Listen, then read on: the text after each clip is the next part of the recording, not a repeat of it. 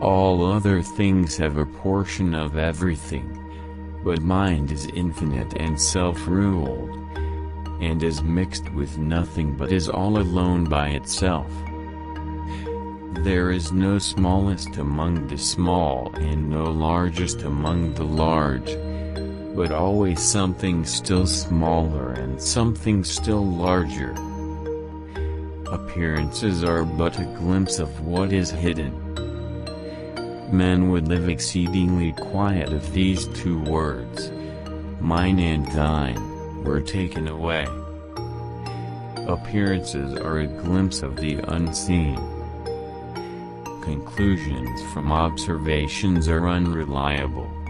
Only the mind can come nearer to the truth. Thus, in some ways, philosophy is more important than science.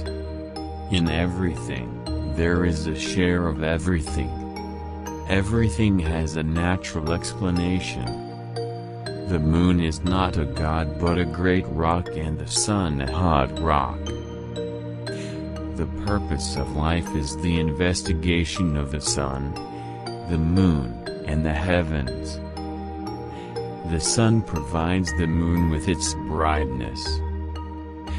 The Greeks are wrong to recognize coming into being and perishing, for nothing comes into being nor perishes, but is rather compounded or dissolved from things that are. So they would be right to call coming into being composition and perishing dissolution. All things were together, infinite both in number and in smallness, for the small too was infinite. The descent to Hades is the same from every place.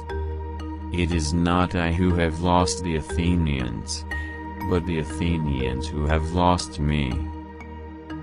The sun is a mass of fiery stone, a little larger than Greece.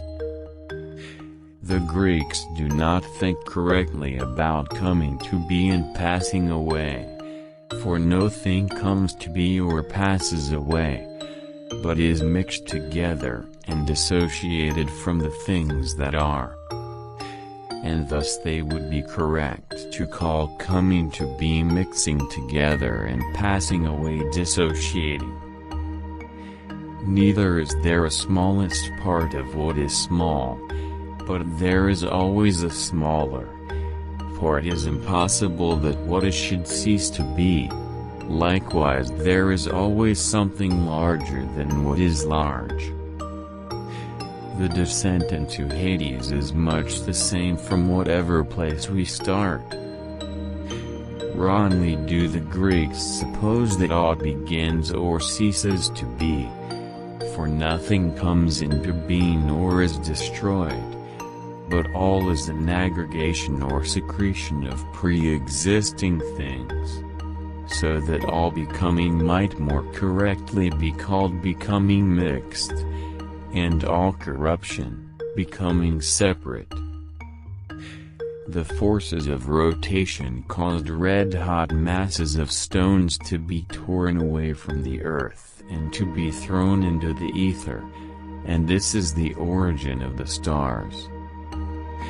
And since the portions of the great and the small are equal in number, so too all things will be in everything. Nor is it possible that they should exist apart, but all things have a portion of everything.